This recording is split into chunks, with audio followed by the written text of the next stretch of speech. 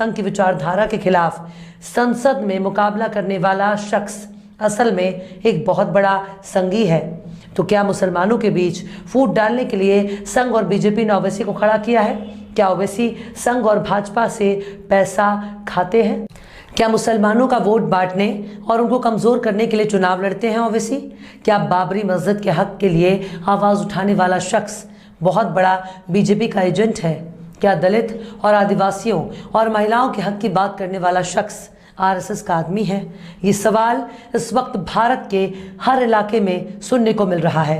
खासकर यूपी, बिहार, बंगाल, महाराष्ट्र में पूछा जा रहा है, मुसलमानों का वोट क्यों बांट रहे हैं? ये सवाल पूछने वाले अक्सर मुसलमान ही हैं। ये सवाल उठाने वाले अक्सर वही लोग हैं जिनकी नुमाइंदगी करने का दावा ओवैसी करते हैं। ये सवाल उन्हीं लोगों के बीच उठ रहा है जिनके लिए संसद में ओवैसी सबसे बड़े समर्थक के तौर पर जाने जाते हैं।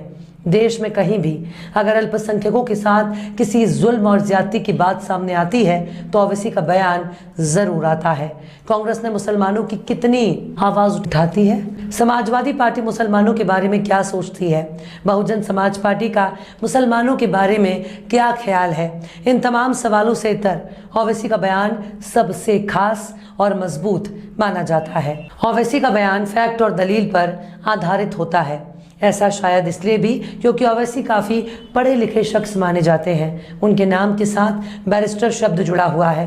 ओवैसी कानून और संविधान के पक्षधर माने जाते हैं। उनके बेबाक अंदाज का विपक्षी भी कायल है, लेकिन उनकी एक पहचान सबसे अलग है क्योंकि वो इस देश के सबसे कमज़ोर और बदतर हो चुकी कौम से ताल्लुक़ रखते हैं, जिसकी हालत सरकारी आंकड़ों में दलितों से भी बदतर है। वो उस कौम से ताल्लुक़ रखते हैं जिनकी आवाज़ उठाने का दावा देश की सबसे पुरानी पार्टी करती है।